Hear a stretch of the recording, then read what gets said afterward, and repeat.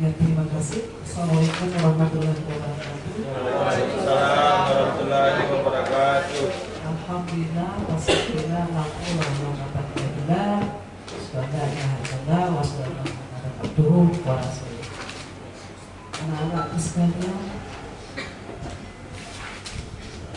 kita sangat bersyukur ya, karena hari ini kita kedatangan tamu Pak Winda Nurjahil SPND. Kita sangat bersyukur kepada beliau karena bersedia hadir di tempat ini. Harapan Ibu dengan kedatangan beliau kita bisa dapat mengambil banyak dari beliau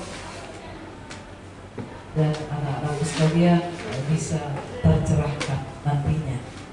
Ya, singkat saja dari Ibu karena terbatas waktunya beliau. Sebentar sore nanti beliau akan berangkat lagi ke pulang ya, balik lagi ke Jakarta. Saya kira itu yang bisa saya sampaikan. Sebenarnya saya sampaikan ke Pak.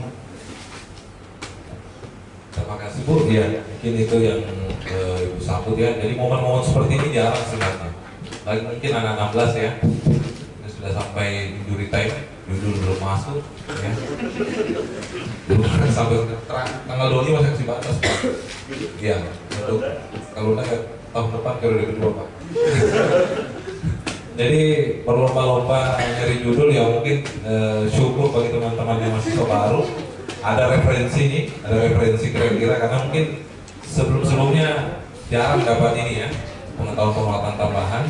Jadi itu mungkin sedikit Pak saya curhat, semoga ada sedikit pencerahan bahkan lebih supaya pengetahuan teman-teman itu lebih kata Pak Rekan tadi lebih nakal tentang teknik industri.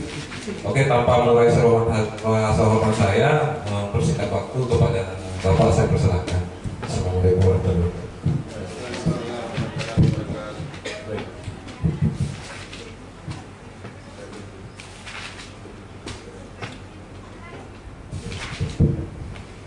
Terima kasih. Assalamualaikum warahmatullahi wabarakatuh. Saya mau berdiri ya. Apa kabar semua? Tapi nggak semangat.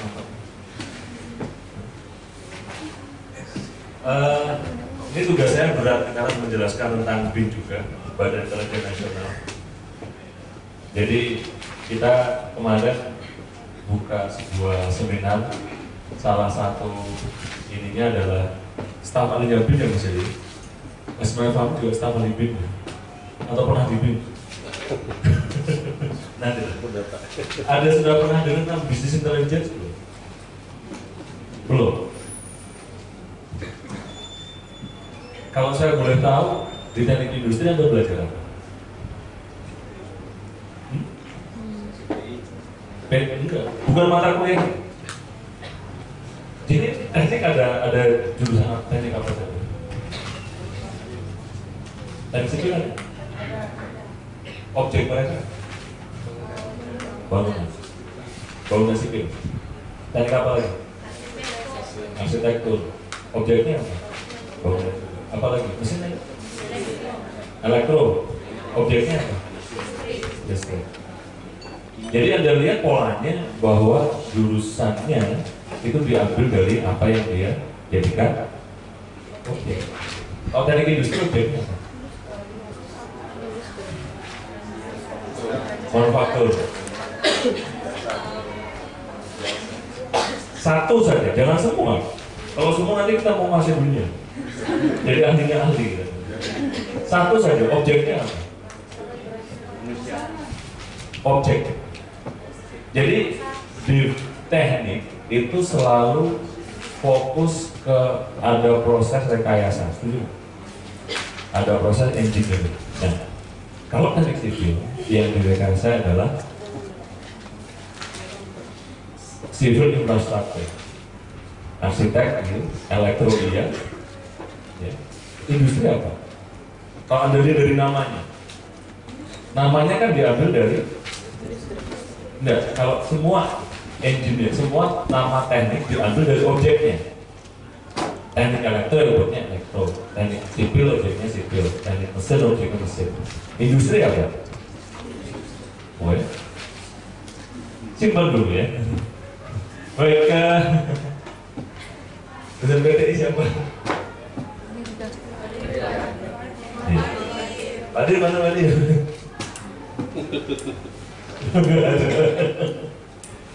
Baik, simpan dulu. Ini saya kenalkan dulu saja. Nama saya Bunda Nur Cahaya. Nama yang banyak membuat para istri cemburu. Kenapa? Janjian sama suaminya, sama siapa? Sama Winda. Siapa? Ketemu saya. Saya di Surakarta tahun 77, saya nikah dengan 2 anak. Sekarang saya dosen dan kapoldi program Master Teknik Industri UI. Saya juga ada konsultan beberapa perusahaan. Saya sadar industri UI, anak kandungnya UI, fokus ke pemodelan sistem, risetnya waktu itu. Kemudian S2 saya teknik elektro UGM, konsentrasinya sistem komputasi dan informatika. Jadi teknik informatika. S3 waktu itu tesis saya tentang business support system dan artificial intelligence. S3 teknik mesin UW, University of Wollongong di Australia. Fokus ke maintenance sama aset manajemen. Beda semua. Anda harus berani out of the box. Lurus terus bagus, tapi kalau saya fokus ke risetnya tetap ke industri. Ini beberapa klien saya pernah jadi trainer di Australia waktu saya S3, Epson Singapura, Eropa Singapura dan sebagainya. Dan juga sertifikatnya TRIS. Pernah dengar TRIS belum? Coba nanti dilihat. TRIS itu apa? Ini adalah sebuah metodologi untuk mencari inovasi. TRIS, metodologi mencari inovasi. Anda kalau belajar desain produk, bagusnya Anda belajar TRIS. Ya, bagusnya Anda belajar TRIS. Desain produk, Anda belajar TRIS. Tidak harus menunggu dosen, Anda bisa belajar sendiri. Nanti di S2 MTI ada mata kuliah TRIS bisa. Kemudian Lead Auditor ISO 91 dari British. Nah, sekarang saya fokus ke industri 4.0. Kita akan banyak fokus ke sana. Karena sekarang kita kan industri 4.0. Ya. Dan saya akan fokus ke bagaimana kita menghadapi industri 4.0 di teknik industri. Nah, ini perkenalan saja. Ini industri 1.0. Yang membedakan apa? Kenapa muncul industri 1.0? Ada apa? Apa? Teknologi apa? Mesin apa? Mesin uang. Yang awalnya dari mana? Tenaga manusia, tenaga hewan, kemudian James Watt menemukan mesin uang dan kemudian menggerakkan mesin. Ya. Industri 4.0 assembly line plus scientific management di sekitar tahun 1920-an. 3.0 apa?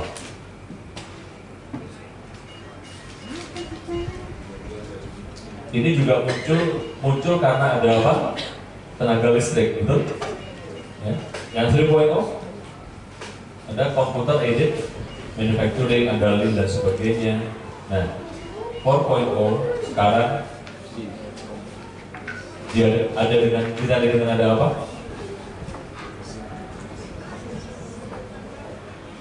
Internet of Things. Nanti kita akan bahas lebih jauh. Nah, ini faktor-faktor yang mempengaruhi revolusi industri.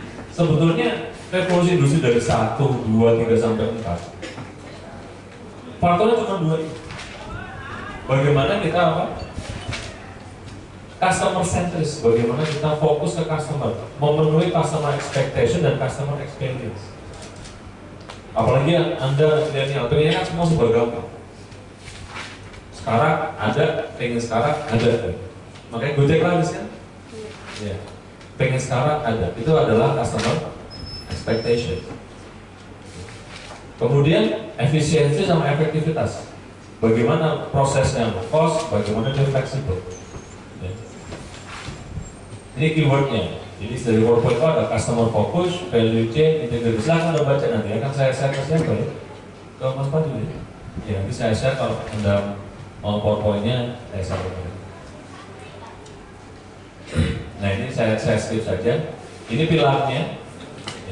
Ya, kan udah familiar pilar dari 4.0. Saya akan banyak fokus hari ini ke sini. Jadi ada 9 pilar dari 4.0. Ada autonomous robotic, digital twin atau simulation, ada industrial internet of things dan sebagainya. Hari ini saya akan fokus ke sini. Big data analytics. Buat skripsi bisa, Pak. Banyak ide yang sebetulnya udah ada di kepala Anda, cuma tinggal di switch. Kepala Anda itu sepertinya udah banyak minyaknya, cuma kasih api sedikit terang ya. Nah, ini saya skip saja. Nah, saya sebenarnya pengen fokus ke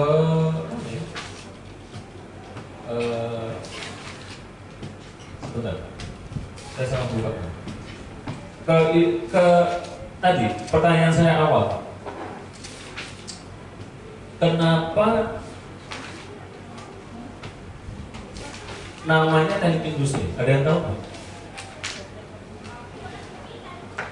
Apa objek kita? Itu yang belum terjawab tadi. Sebentar ya. Ada tadi sebagian besar dari Anda menjawab objeknya adalah industri, betul? Setuju itu? Ada yang nggak setuju? Apakah betul jawab objeknya industri? Anda pernah lihat definisi ini belum?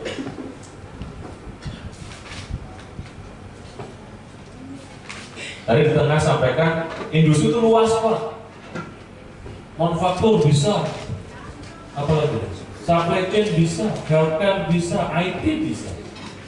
Pertanyaannya, apa kita semua sini? Siapa yang setuju? Saya minta yang setuju angkat tangan. Siapa yang setuju objek kita industri? Gak usah, cuma satu, hebat. Dua, ayo, gak usah malu. Siapa yang setuju objek kita industri? Siapa yang setuju bahwa Anda belajar teknik industri, objeknya industri? Anak Umi, dari Umi tidak boleh gak pede, harus pede. Siapa yang setuju? Hah? Setuju? Oke, siapa yang tidak setuju?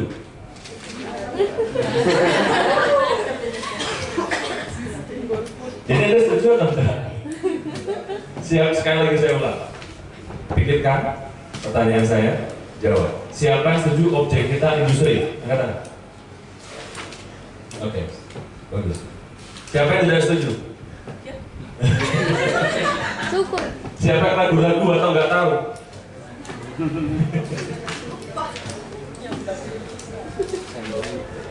Saya nggak bawa kunci mobil saya. Biasanya kalau di kampus saya kasih kunci mobil sama dompet. Kalau ada di antara Anda yang bisa menemukan, ini dari desain industri, menemukan bahwa satu kata saja yang bilang, oke, objek kita adalah industri. Kalau saya bawa kunci mobil sama dompet saya kasih.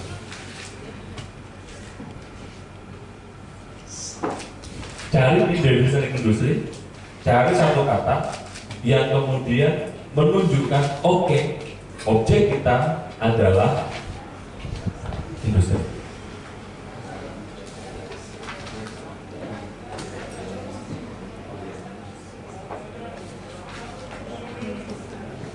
Saya baca ini. Industrial engineering is concerned with the design, improvement, and installation of integrated system of people, material, information, equipment, and energy. It does about specialized knowledge and skill in the mathematical, physical, and social science, together with the principle and method of engineering analysis and design to specify, predict, and evaluate the result to be obtained from science. Ada nggak satu kata, oke, yang membuat Anda berkesimpulan, yang memang objek kita industri.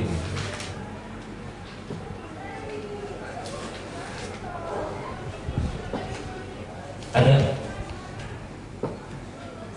Jadi kalau Anda lulus teknik industri dan lulus pengen kerja di industri,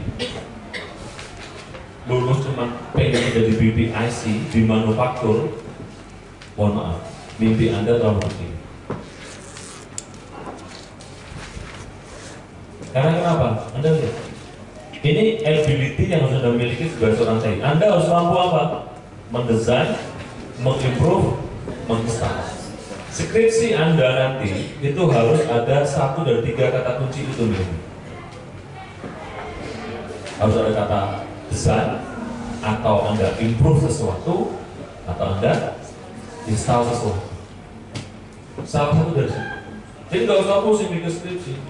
Kalau mahasiswa ketemu saya, Pak saya minta judul, nggak pernah baca ya, nggak pernah baca paper ya. Nanti saya kasih tips bagaimana cara dapat judul, gampang. Paham ya? Skripsi Anda harus itu. Kalau yang bingung dan masih belum dapat judul ya, cari saja. Anda mau mendesain apa? Nah ini banyak banget nih. Ini peran kita di sini luar biasa. Tinggal mau desain apa kan? Desain sistem pelayanannya kan? Sistem pelayanan di edukasi, mendesain produk yang untuk dijual, mendesain sistem informasi. Kalau Anda suka IT, Anda mau mendesain sistem healthcare dan sebagainya. Oke? Objeknya apa? Ternyata objeknya adalah sistem yang terintegrasi, bukan industri. Kenapa kita bisa ke semua ini? Karena apa? Ini semua adalah sistem. Betul kan? Ada sistem pendidikan, sistem supply chain, sistem kesehatan, sistem IT, sistem pertahanan, sistem keuangan, sistem manufaktur, pelayanan jasa, sistem energi dan sebagainya. Itu semua sistem. Jadi semua di mana ada sistem, bisa nggak Anda masuk? Bisa nggak? Bisa atau tidak? Bisa. Jadi kalau Anda hanya pengen, mohon maaf, pengen kerja di manufaktur, mohon maaf, mimpi Anda kan TNI itu ahlinya ahli, core of the core. Ini nggak ketawa kayaknya nggak familiar di sini kan core of the core. Ahlinya ahli TNI itu. Ya. Oke, lanjut. Kemudian apa? Ini knowledge sama skill yang Anda miliki. Anda harus mampu mempunyai kemampuan matematika, fisika, social science. Ada pengulang kalkulus? Nggak ada. Jago-jago kalkulus. Kalau saya tanya, kenapa dapat rumus EOQ, tahu nggak? EOQ sama dengan akar 2DS dibagi. Dapatnya dari mana, tahu nggak? Gak ada papan tulis Mas Fadil ya? Ada nggak? Ini? Ini mau buka ya? Bisa?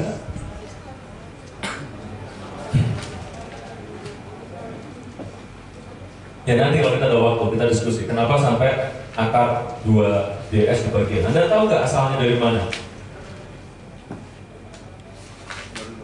Ini canggih, saya nggak punya ini.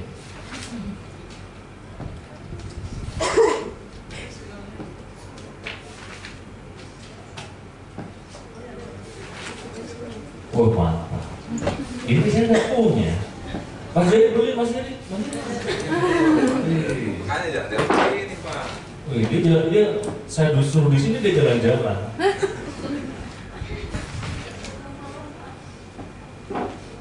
Mau dibahas sekarang apa nanti? Hah? Sekarang? Nanti bisnis intelligence nggak masuk jadinya. Sampai jam berapa kita? Jam 12.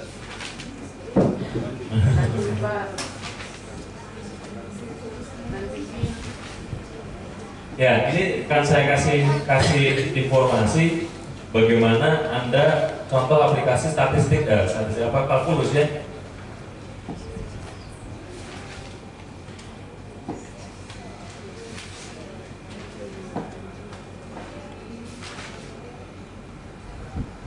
Kalau EUQ udah tahu kan? Sudah kan? Rumusnya apa tadi? Angka 2 kali Gitu kan? Di mana? Di mana? Mau apa? Nah. Iya. Yang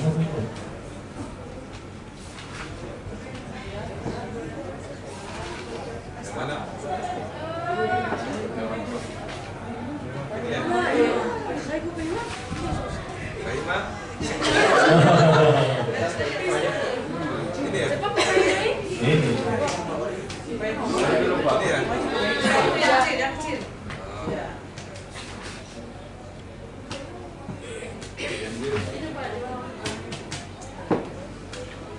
Belum. Yang mana ini? Ini? Yang ini?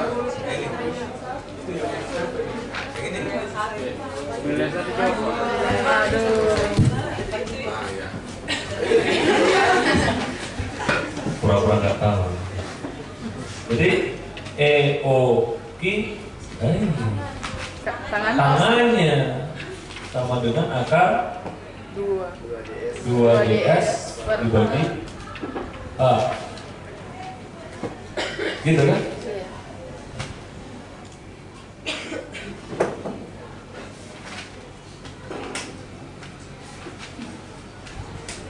Begini ya gambarnya. Ya, betul? Ini saya kasih contoh bagaimana Anda pakai kalkulus untuk teknik industri. Jadi ini inventory cycle, paham ya? Jadi order datang sebanyak Q, kemudian dipakai sampai habis. Harapannya ketika dia habis muncul lagi order yang baru. Di sini ada reorder point dan seterusnya.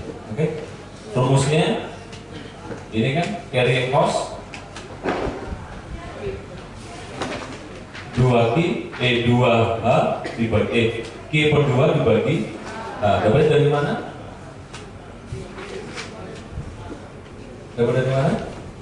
Karena ini bentuknya segitiga. Ini Q, kalau biaya simpannya H, berarti kalau sejumlah selama ini, waktu ini kan waktu sana, selama waktu ini, berarti total biayanya adalah Q dikalikan H. Tapi karena di segitiga, rumus segitiga apa? Setengah alas kali tinggi. Tingginya Q, alasnya H, rumusnya ini. Ya. Kemudian ini order cost. Order cost D adalah demand dibagi Q, order quantity. D dibagi Q adalah berapa kali dia pesan, betul? Demand dibagi Q kan ketahuan berapa kali sih dia pesan. Dikalikan S. S adalah biaya pesannya. Jadi total biaya inventory adalah ini, betul? Ya kan? Karena bagaimana membuat ini menjadi ini?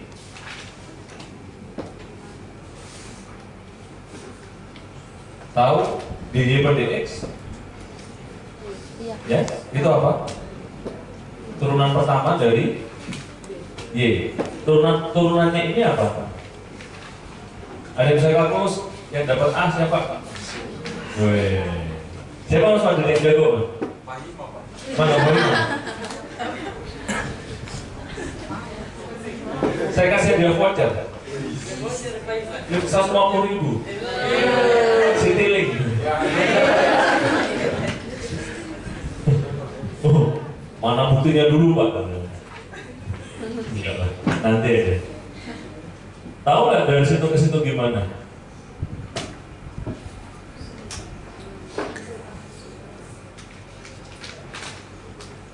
Jadi itu bisa nggak kita bikin D TC per D Q turunan pertama.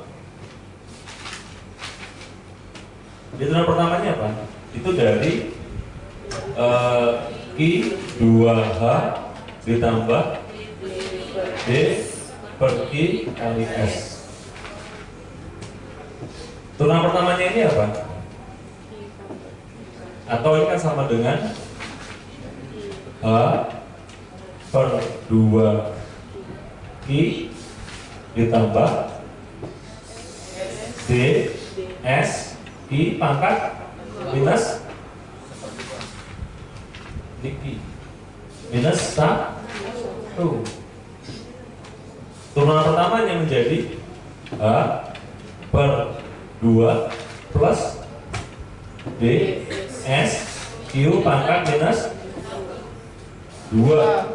Turunan keduanya ini minimum, total cost minimum kalau turunan pertama sama dengan 0. Betul? Berarti ini 0. Ya kan? Oh sorry, ini minus nih. Karena ini minus 1. Paham ya?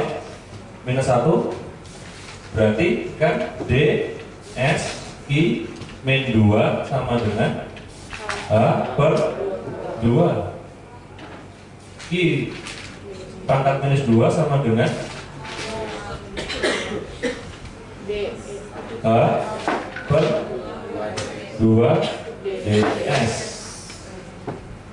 Lalu I sama dengan ketemu 2 DS. Itu bagaimana pakai kalkulus?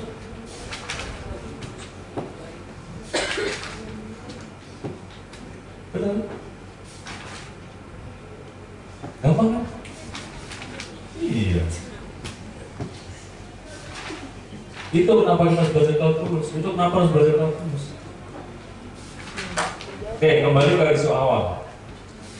Jadi udah clear ya, apa?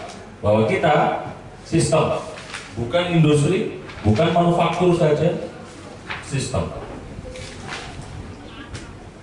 Nah, saya kembali ke atas lagi. Industri 4.0 kita fokus ke sistem. Itu Anda harus ingat itu pertama.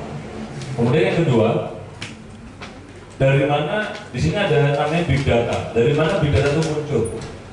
Dari mana big data itu muncul? Itu muncul karena kita adanya Internet of Things. Apa Internet of Things?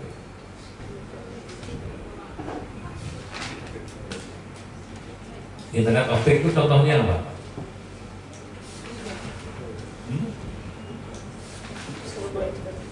Anda pesen Gojek, Gosen, Grab, itu Internet of Things yang bicara thing to thing, alat dengan alat, itu Internet of Things. Internet of Things adalah berkomunikasinya alat dengan koneksi internet.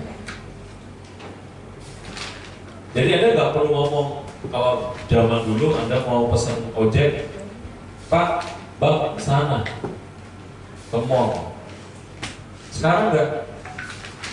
Anda pakai HP.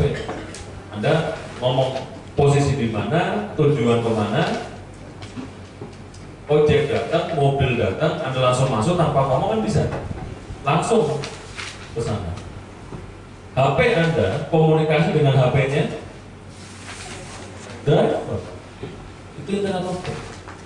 Dan dari situ muncul banyak sekali data. Contohnya, di situ akan muncul dari komunikasi antar alat tadi muncul banyak sekali data yang akhirnya data itu menjadi sebuah big data. Nah, pertanyaan bagaimana big data sekarang kita pakai untuk transformasi proses bisnis? Itu challenge, itu tantangannya. Oke? Nah, ini tahun 2018 apa yang terjadi di internet? Facebook ada hampir 1 juta login dalam 1 menit. Termasuk Anda. 1 menit 1 juta login. 1 jam berapa? Berapa iklan yang bisa muncul dari situ? Ya. Ini Anda mungkin 1 menit WhatsApp 38 juta message terkirim. YouTube, wih, nggak kelihatan ya? YouTube mungkin termasuk Anda juga 4,3 juta video yang dilihat. Ini semua data.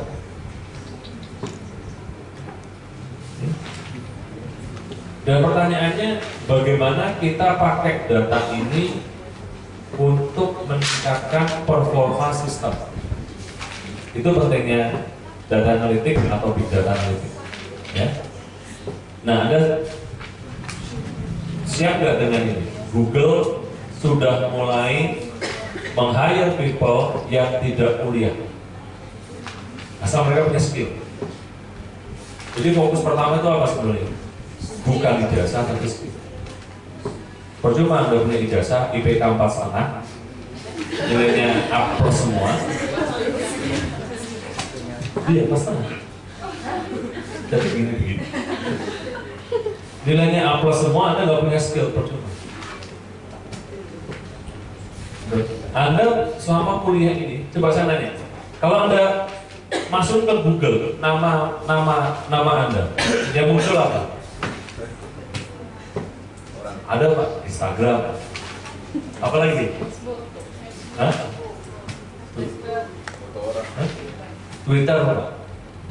Kalau kira-kira kalau misalnya orang Anda nomor kerja, ini siapa namanya? Ada nama siapa? Fanny misalnya. Oh ini Fanny, alumni UMI.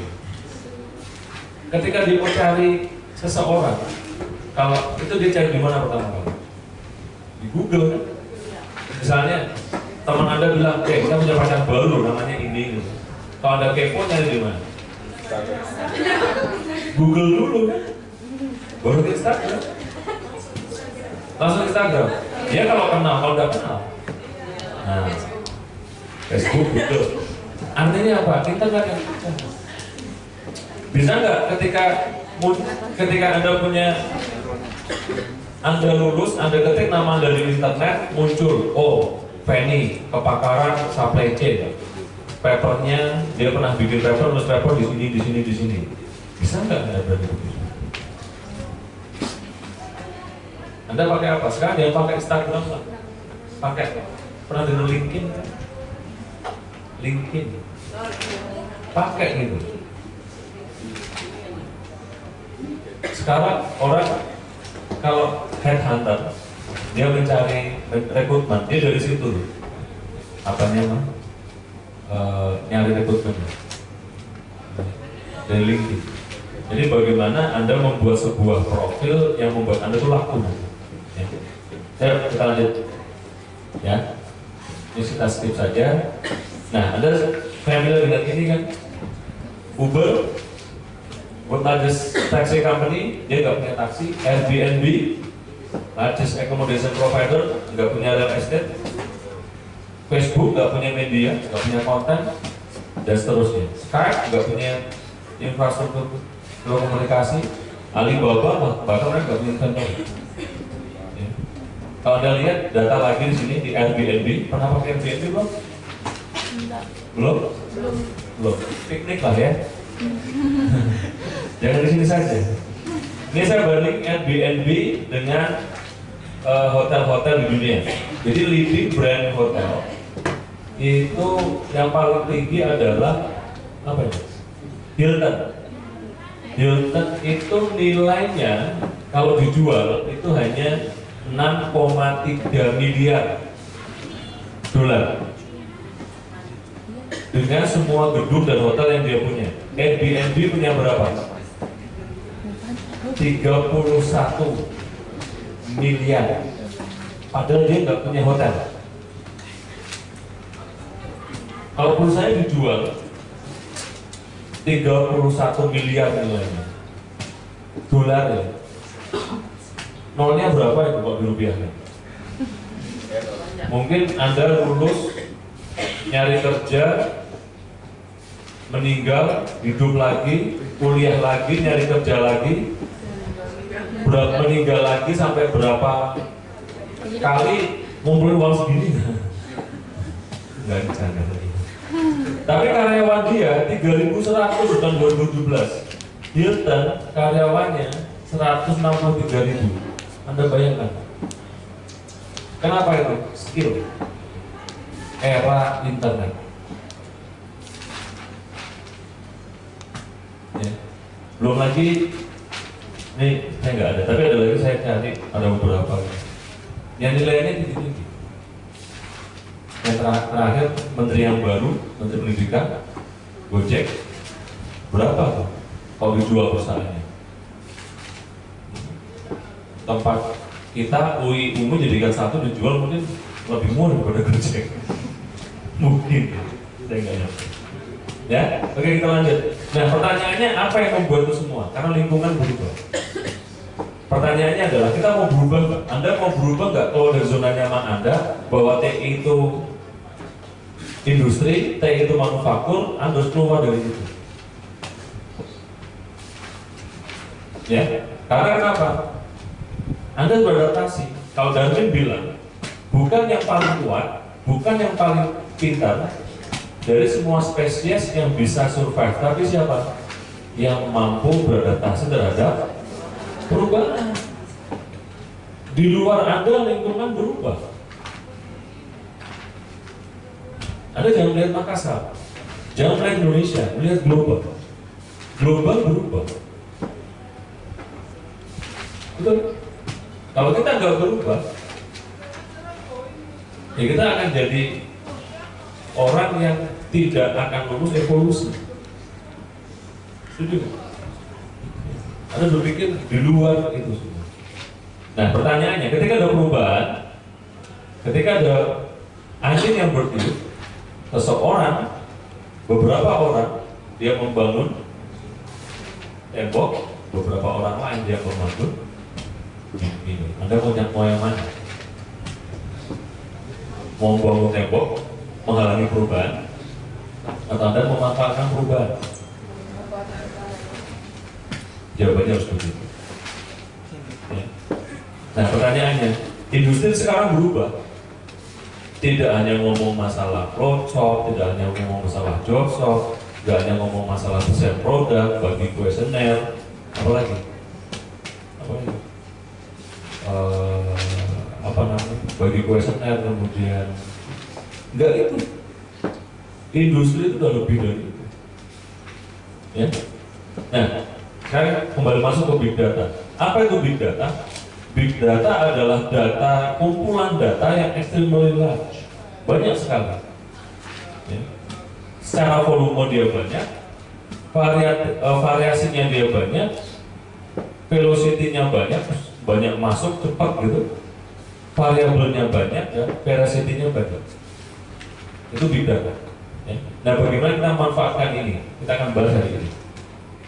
Contohnya, ini adalah, Anda familiar dengan ulasan Google? Pernah ngisi belum? Pernah? Pernah nggak? Kagak? Kan nggak dapat voucher ya? Saya punya voucher nggak sih? Ada yang mau voucher? Kalau mau voucher pelanggan banyak yang mau. Boleh, beneran? Saya dapat voucher tiket.com 150.000. Mau dibagikan di rumah. Benar mau? Tapi ada syaratnya nih.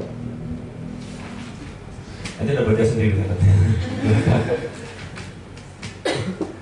Nanti kita bagi voucher tiket.com. Nah, Anda lihat ini.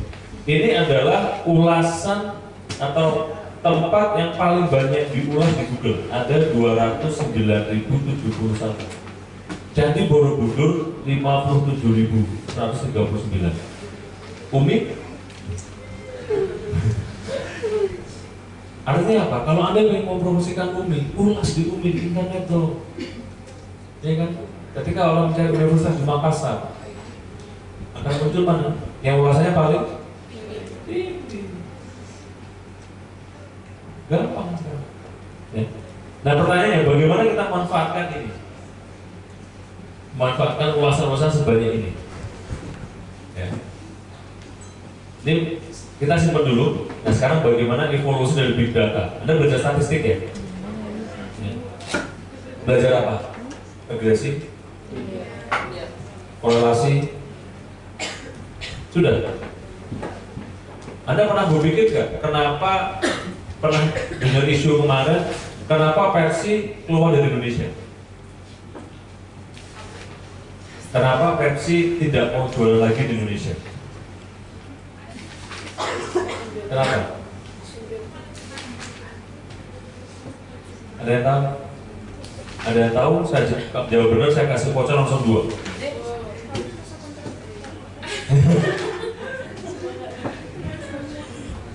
Langsung 2. Dengan analisis, tidak cuma jawaban hipotesis. Tapi saya 2 tidak bisa digabungkan dari 300.000 harus dengan 2 transaksi. Ada yang tahu? Gak ada.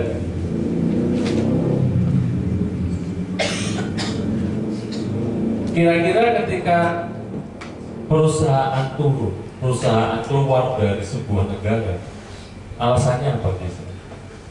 Ketika sebuah perusahaan tutup, alasannya apa biasanya? Tidak bisa bersaing, alias bangkrut. Kenapa? Karena penjualannya, kalau penjualan naik kira-kira dia mau tetap tinggal. Kalau penjualannya naik terus, dia masih tertinggal nggak?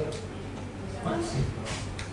Artinya bisa nggak kita bayangkan kalau kita bikin sebuah grafik penjualan Pepsi misalnya begini, bisa nggak?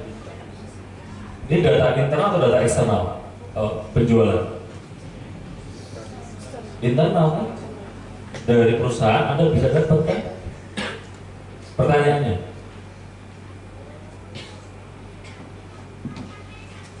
kenapa penjualan bisa turun? Persaingan.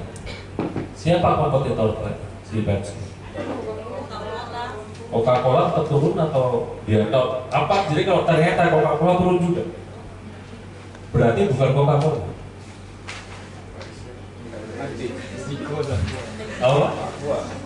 Aqua. Anda percaya nggak? Ada sebuah variabel yang datanya itu begini.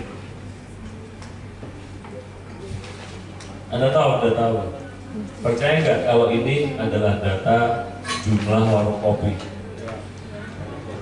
coffee shop? Mungkin nggak 2 itu berhubungan?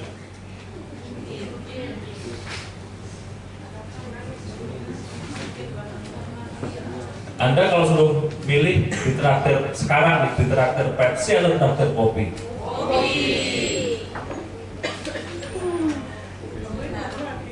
Ini apa yang disebut dengan contoh bisnis intelligence.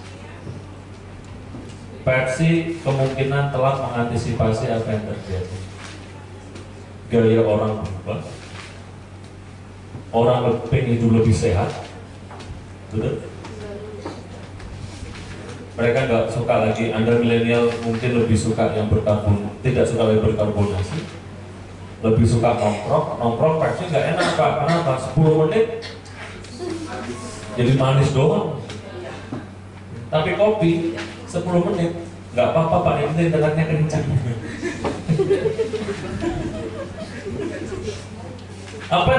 Ketika dia terlambat mengantisipasi apa yang terjadi, ya habis. Jadi saya bilang, bagaimana kita mengantisipasi perubahan itu yang paling penting. Kita tidak bisa mengandalkan hanya data internal perusahaan, tidak bilang apa-apa tentang perusahaan. Kalau Pepsi tahun ini, kira-kira dia bisa melakukan apa? Bisa nggak dia melakukan sesuatu untuk mempertahankan marketnya dia? Bisa. Contohnya apa? beli kopi gratis Pepsi, beli Pepsi bikin Pepsi rasa kopi. Kenapa enggak? Ketika dia terlambat, ya itu yang terjadi. Ya. Itu Anda bisa belajar di statistik dengan regresi korelasi, regresi dan korelasi. Itu skripsi kan? Iya. Bagaimana mendesain sebuah strategi bisnis? Ingat, desain, improve, install. Mendesain strategi bisnis berdasarkan bisnis intelligence, menggabungkan data internal perusahaan dengan data eksternal untuk mendesain sebuah strategi. Ya. Jadi awalnya statistik, evolusinya ada data diolah. Anda belajar 7 tools kan? Ya, bagaimana untuk kualitas, Anda ngambil sampel dan sebagainya. Nah itu awalnya di sini. Kemudian muncul IT. Dulu IT tidak begitu pesat perkembangannya. Statistik dulu yang muncul, kemudian muncul IT, ada programming, database dan sebagainya. Ya. Kemudian berikutnya ada dari IT muncul database yang kemudian dia bergabung menjadi satu, menjadi kalau ditambah bisnis interest,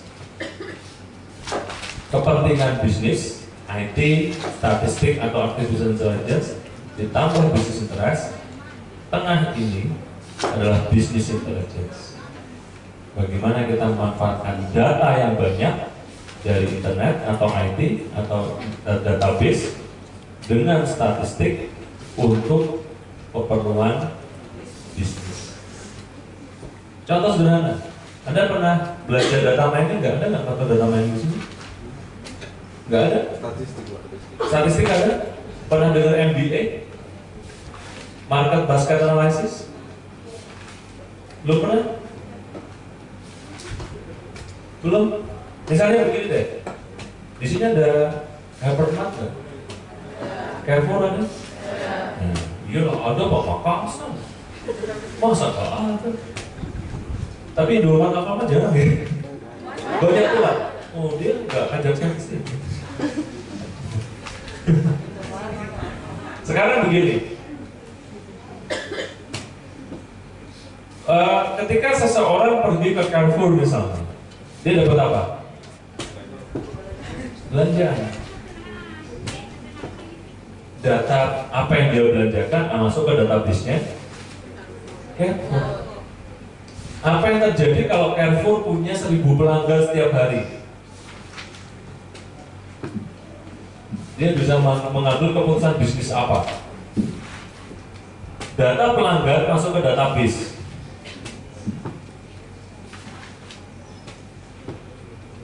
Bagaimana bisnis interest yang mungkin muncul?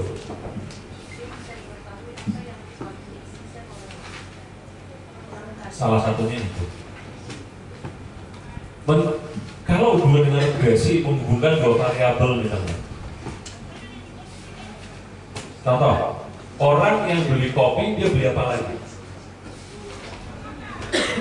Bisa nggak dianalisis dari 1000 data dari 1000 orang tadi? Bisa kan? Orang yang beli sabun cuci dia beli apa lagi? Orang yang beli Indomie dia beli apa lagi? Telur, beli kecap misalnya. Orang beli kopi, beli gula, beli cabai. Artinya apa? Bisa nggak kita mendesain layout berdasarkan data tadi? Yang paling sering dibeli orang, jangan tahu di belakang. Atau kalau bisnis interestnya dia pengen orang melewati semua lemari, semua raknya taruh di belakang. Orang misalnya dia beli sabun mandi, dia juga beli sampo. Ya. Pernah Anda lihat di sini apa? Ada gantung kecil-kecil kecap, di sini ada botol kecap. Bisa nggak dibikin kayak gitu? Kalau orang beli sabun mandi, dia juga beli sabun cuci. Ya dua-duanya jangan dijauhkan. Bisa nggak kita terapkan di gudang? Bisa. Gudang kan orang ngambil apa, ngambil spare part ini misalnya, dia ngambil spare part apa lagi? Artinya apa? Yang sering diambil taruh di mana? Di depan. Jangan yang sering diambil taruh di belakang. Kenapa? Transportasinya. Skripsi bukan itu. Yang fast moving di depan, slow moving di tengah, non moving di belakang. Kalau orang misalnya ngambil mur, dia juga ngambil baut misalnya. Tahu nggak mur? Jangan murnya di pojok sini, bautnya di pojok sana. Orang yang ngambil pompa, dia juga ngambil bel, ngambil sabuk ini, bel apa? Bel plastik, karat. Dia dua-dua jangan dijauhkan. Selama ini Anda desain rata-rata pakai apa? Metodenya? ARC? Zaman dulu. Ini baru kita pakai big data. Data ada, tapi nggak pernah kita pakai.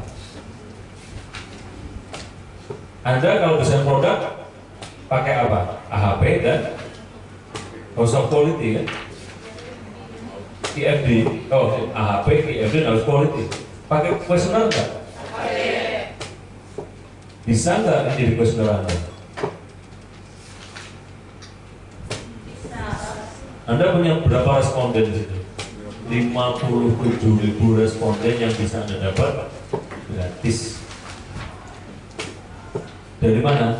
Review. Masa ada Pak? Ada. Ini contoh saya kasih contoh ya. Nih, contoh produk saya ambil di Amazon. Ini review saya ambil dari yang jelek-jelek. Ini responden. Mereka pengennya apa? Ada di situ. Internet of Things. Silahkan pakai desain produk, tapi Anda nggak perlu nyoba kuesioner. Itu desain produk 4.0. Judul desain produk 4.0 tanpa nyoba kuesioner. Wah, mantap kan? Jangan itu tapi judulnya. Betul kan? Ya? Contoh lagi nih. Ini kan desain produk kan begini kan? Nah, technical requirement itu diambil dari kuesioner dan sebagainya. Hari ini buat kuesioner. Bisa nggak Anda capture dari sosial media? Instagram, Twitter, Facebook, internet, review seperti tadi. Ini contoh bagaimana hotel ya. Hotel dia harus memperbaiki apa sih? Ini mungkin Anda pernah dengar SERVQUAL belum? Service quality. Belum pernah? Ini SERVQUAL, service quality. Jadi bagaimana apa istilahnya? Menaikkan kualitas pelayanan dengan membandingkan antara pelayanan yang diberikan oleh perusahaan dibanding dengan apa yang diberikan oleh customer. Ada gap enggak? Nah, gap ini dicari biasanya sekali lagi dengan kuesioner. Pertanyaannya, berapa waktu yang dibutuhkan? Berapa lama waktu yang dibutuhkan untuk collecting dan menganalisis data? Biayanya berapa? Anda satu kuesioner diisi satu orang, berapa lama Anda tunggu? Sehari dapat berapa kuesioner? Misalnya di hotel, SERVQUAL di hotel itu reviewnya di TripAdvisor, di Google banyak sekali. Itu yang Anda pakai. Ya. Sekali lagi, ini bagaimana data bisa merubah proses bisnis. Anda harus belajar ke situ. Ya. Nah, ini jadi bukan satu-satunya di mana? Ini kasusnya banyak terjadi. saya beberapa kali jadi konsultan dan disediakan beberapa BUMN di beberapa perusahaan. Ini kemarin di sebuah BUMN di Kalimantan, mereka kesulitan menentukan owner estimate. Tahu owner estimate belum? Nggak belajar itu ya? Nggak apa-apa, TI memang nggak belajar itu. Jadi begini, ketika mereka mau melakukan lelang, mereka harus menentukan, mereka memperkirakan proyek ini biayanya berapa. Itu namanya owner estimate. Misalnya, oh saya mau bikin lelang membuat gedung gitu. Jadi si BUMN harus memperkirakan dulu harga gedungnya berapa. Itu disebut dengan owner estimate. Mereka harus memprediksi harga di masa depan atau biaya di masa depan. Anda bisa pakai apa? Iya. Jadi peramalan tidak hanya untuk demand. PT itu. Saya ngajar PT, makanya saya tahu. Ya. Ini kemarin di Kalimantan Timur, masalahnya adalah mereka kesulitan, mereka yang membuat proyek untuk tahun 2020, mereka kesulitan menghitung UMP, upah minimum provinsi. Pemerintah belum mengeluarkan UMP, Pak. Jadi bagaimana kita menentukan UMP?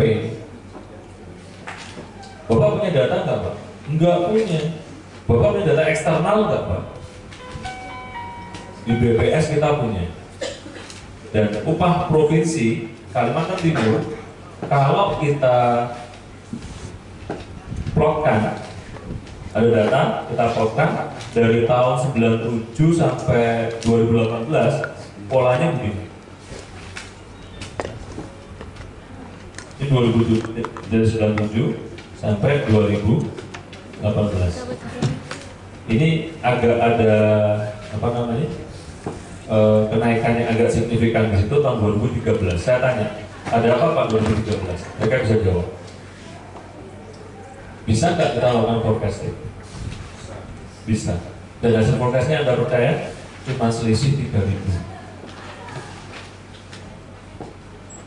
Oh, berarti ini bisa saya pakai Pak untuk 2020. Jadi Anda tuh powerful skillnya. Tapi selama ini forecast Anda pakai hanya untuk demand. Padahal itu banyak hal. Ya. Inventory, ada puluhan ribu item yang harus dihandle. Kesulitan menentukan min-max-nya. Min-max itu apa? Berapa minimum inventory, berapa maksimumnya. Kesulitan menentukan kebutuhan dan kapan itu dibutuhkan. Menentukan harga, inventory dan sebagainya itu mereka kesulitan. Ini kan kenapa inventory itu ada? Ada yang tahu? Kenapa kita memerlukan inventory? Kenapa?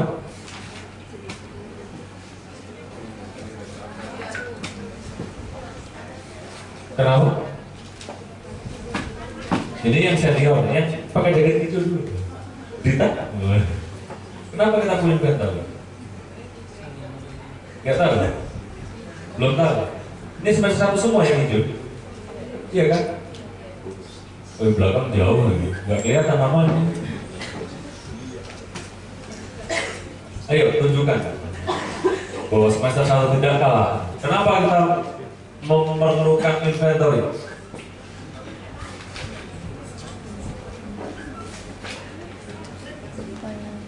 Kenapa? Untuk persediaan nih. Kenapa persediaan itu perlu?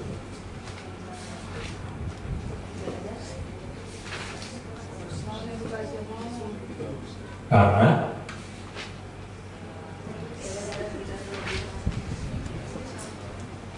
tidak seimbang demand dan supply. Kalau demand dan supply seimbang, kita tidak perlu inventory.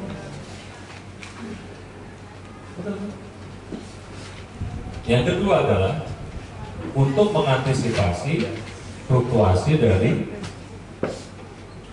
demand. Ya. Artinya dia kesulitan menentukan ini tadi min max-nya berapa sih? Padahal perusahaan ini perusahaan tambang emas di Sibolga. Anda tahu inventory mereka nilainya 23 juta dolar, setara dengan 350 miliar hanya inventory spare part. Rumah di Makassar harganya berapa rata-rata? 1 M? Berarti itu satu kompleks 350 rumah hanya untuk inventory spare part saja, hanya spare part saja. Tugas mereka adalah bagaimana menurunkan inventory itu dengan cara apa? Harusnya menyeimbangkan demand dan supply. Bisa nggak data kita pakai? Bisa nggak Anda ramalkan kebutuhan? Bisa nggak kita polakan kebutuhan sehingga membuat demand-nya lebih, bukan lebih kecil, lebih terprediksi. Itulah pentingnya data. Itulah pentingnya data. Ya, ya.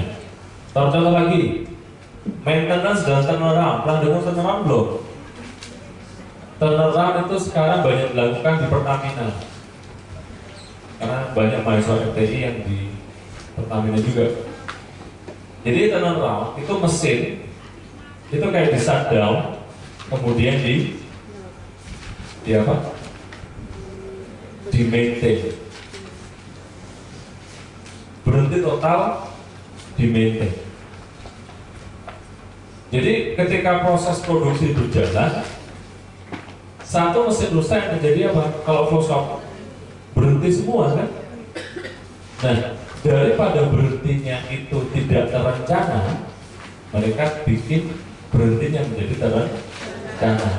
Dampaknya adalah kadang-kadang dia merencanakan sesuatu, oh turnaround di shutdown, dia memperbaiki spare part A, B, C misalnya, itu mau diganti. Tapi ternyata apa? A, B-nya nggak apa-apa, D-nya yang rusak. Mungkin nggak begitu? Dia mau memperbaiki 1, 2, 3, 4, 1, 2, 3. Ya. Jadi misalnya 1, 2, 3 dia perbaiki. Tapi setelah mesin dibongkar, 1, 2 nggak apa-apa. 3 ya diganti, oke. 4 rusak, tapi tidak diberikan spare part. Bahaya lagi, bisa lebih panjang Ustaz. Anda percaya PKT, Pupuk Kaltim tahun 2018 shutdown, kerugian mereka berapa tadi? 1 triliun dalam setahun. Itu setara dengan gaji semua karyawan mereka selama 3 tahun. Shutdown gara-gara mereka salah melakukan maintenance dan prediksinya. Bagaimana kita mau ketidakpastian itu? Dengan data sekali lagi. Ya. Jadi mereka harus memprediksi kapan melakukan maintenance, apa saja harus dikerjakan, spare part apa yang diperlukan dan kapan. Mereka harus lakukan itu. Ya. Kemudian desain produk tadi sudah saya bilang. Desain produk ada selain questionnaire. Bisa nggak desain produk itu Anda questionnaire dirubah ke scrapping? Pernah dengar scrapping belum? Scrapping adalah kita mencari informasi di internet. Ini menarik. Masih lihat nggak? Nggak ada ya? Nggak usah, nggak usah. Anda pernah dengar kerjaan memanggil? Jogja? Ini nggak tahu kerjaan memanggil bagaimana? Masih aktivis ini, masa nggak tahu Gejayan memanggil? Nggak, aktivis mana aktivis? Ini aktivis banyak. Hah? Syukur. Dia kumisnya saja. Demo RUU kemarin. Di RUU kemarin Jogja ramai Gejayan memanggil. Nah, Pada punya Twitter enggak? Kalau Jakarta Semanggi memanggil, Ya, kalau trending nggak di Twitter itu? Trending kan? Syukur gimana? Gimana? Syukur. Trending tuh Twitter. Gede memanggil. Kemudian muncul isu Gede memanggil di apa? Gede memanggil ditunggangi oleh khilafah. Nah dari situ kemudian liar bergerak lagi, kemudian muncul tagar turunkan Jokowi. Wih, keras sekali yang itu. Bahaya di sini. Nah, menurut Anda bisa nggak Anda tahu bahwa yang membuat turunkan Jokowi itu dari mahasiswa atau bukan? Kan hipotesis. Buktinya ada. Ya. Nah, itu bagaimana kita melakukan scraping, mengambil data di internet dan menganalisis. UII punya drone emprit. Planning drone emprit belum? Di search nanti apa itu drone emprit? Tahu emprit ya? Burung kecil di Jawa namanya emprit. Burung kecil yang liar. Nah, setelah dianalisis ternyata Gede memanggil itu punya klaster sendiri yang di mana lagi? Ini kan? Lu? Sudah? Belum?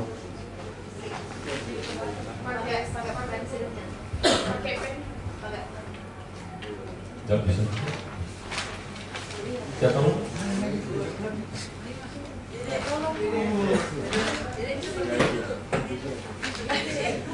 Dek,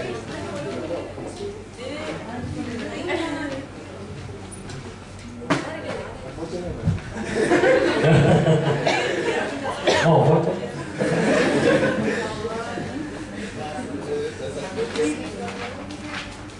Emang gak?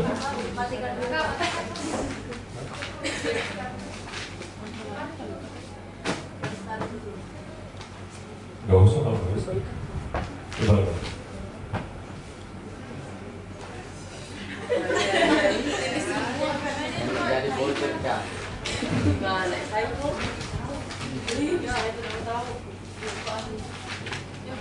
Oh nggak bisa. Udah nggak apa? Nggak usah. Ya nggak apa. Ternyata 3 itu ada di, kalau misalnya Gede memanggil itu satu klaster, ya. Kemudian apa? Khilafah itu beda klaster, beda lingkaran. Kemudian turunkan Jokowi itu beda lingkaran. Dan ternyata mereka muncul dari kelompok-kelompok yang berbeda. Tapi yang Anda lihat adalah mereka, oh turunkan Jokowi itu dampak dari Gede memanggil. Enggak. Mahasiswa analisisnya adalah tidak ingin menurunkan presiden, hanya URUU saja. Tapi kalau Anda tidak punya data untuk menganalisis, Anda akan berpikir, orang akan berpikir, oh, Gede memanggil ditunggangi khilafah. Khilafah itu klaster yang berbeda. Dan 3 itu hampir tidak ada irisannya. Itu bagaimana kita menggunakan data untuk melakukan analisis. Nah, desain produk juga sama. Anda bisa melihat fitur-fitur di internet yang diinginkan oleh orang. Fiturnya apa? Anda scraping, Anda cari informasinya di internet, kemudian Anda masukkan ke AOKI. Jadi kesimpulannya adalah sekarang teknik industri dalam pengambilan keputusan kita harus berbasis ke data. Banyak perusahaan di Indonesia data mereka tersimpan saja, nggak pernah dipakai untuk melakukan analisis. Itu kerugian. Jadi Anda milenial Mungkin Anda generasi Z sekali. Milenial itu generasi Z. Milenial itu dosen-dosen yang muda di sana. Anda generasi Z. Generasi akhir zaman. Enggak Pak, kalau di Excel bisa ada AA, AB, AC dan seterusnya. Belum kiamat. Jadi intinya banyak perusahaan Indonesia seperti BUMN dan sebagainya. Mereka punya SAP, tahu SAP? SAP. Mereka punya SAP, data tersimpan di situ, tapi nggak pernah dipakai untuk mengambil keputusan. Jadi sekarang yang penting adalah bagaimana pengambilan keputusan itu berbasis pada data. Itu. Nah, ada pertanyaan sampai di sini sebelum saya lanjutkan. Ayo. Nggak ada? Kalau nggak ada yang nanya, ada 3 kemungkinan. Yang pertama, saya terlalu jago menerangkan sehingga Anda paham. Yang kedua, Anda sangat jenius sehingga saya ngomong sedikit saja Anda langsung paham. Yang ketiga, Anda nggak cukup pede. Saya yakin Anda bukan yang kedua. Saya juga tidak merasa jadi yang pertama. Anda buat kesimpulan.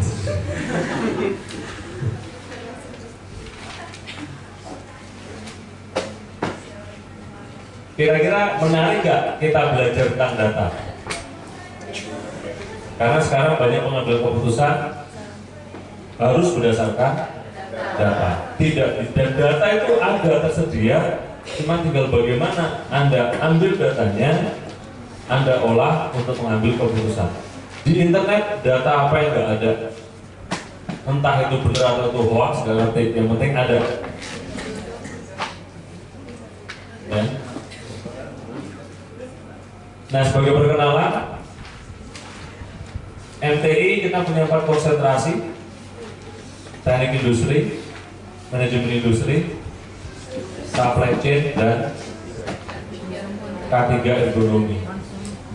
Supply chain sudah cukup mapan, K3 ekonomi alumninya dari sini, iya kan? Nah, itu Pak Sek Prodi. Ivan juga K3 ekonomi ya? Iya. Iya. Tetapi yang kita harus berubah adalah 2 konsentrasi di awal. Teknik industri dan manajemen industri sudah sedikit kadaluarsa. Saya ganti dengan ini. Intelligent Manufacturing System dan Intelligent Business and Management. Bagaimana kita menggunakan data, intinya 2 itu, bagaimana kita menggunakan data untuk apa?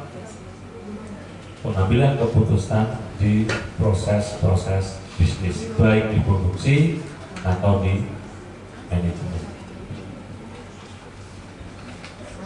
See you di top. Ya. Ada pertanyaan?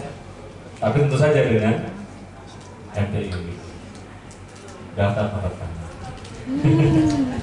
Yang masih pakai jaket itu sabar dulu.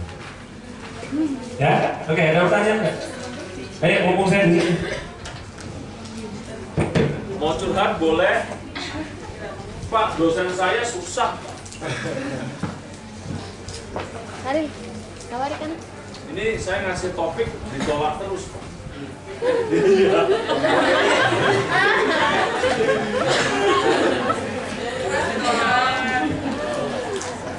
Ayo, ada pertanyaan tentang apa saja? Tentang teknik industri silahkan.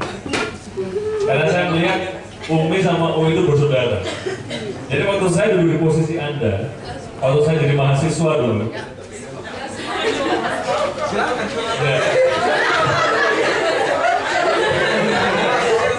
Ya. Ya, mau coba gimana Pak? Singa di depan. Jadi waktu saya jadi mahasiswa seperti Anda, saya ingat waktu itu ada sebuah ruang apa saya lupa ya. Di situ ada tulisan, ada papan tulis, ada tulisan agenda. Tanggal sekian menerima kunjungan UMI Makassar. Lalu saya mahasiswa tahun 90 97. Jadi teknik industri UMI sama UII itu udah saudara sejak dulu. Ya. Jadi siapa kakaknya? UI atau UMI? UI Pak. UI. UI di luar. Nah sekarang udahlah, kalau mau curhat jelas sekarang, ya. Mas Fadil sembunyi sudah. Ayo, ada tanya silahkan, silahkan ayo. Tanya dulu. Iya, kenapa? Masalah data tadi. Jadi pengalaman juga kemarin waktu kerja praktek bahwa kan kita solusi masalah. Itu data sudah ada, banyak sekali data yang kita pegang. Cuma kita tidak tahu ini data kita mau apakan. Ini data kita mau olah seperti apa. Jadi pertanyaan saya itu bagaimana caranya supaya kita paham bahwa oh data ini kita harus buat seperti ini, data ini kita harus buat seperti ini, seperti itu. Sama-sama. Jawabannya sudah ada. Ini, Anda tentukan dulu bisnis interestnya apa.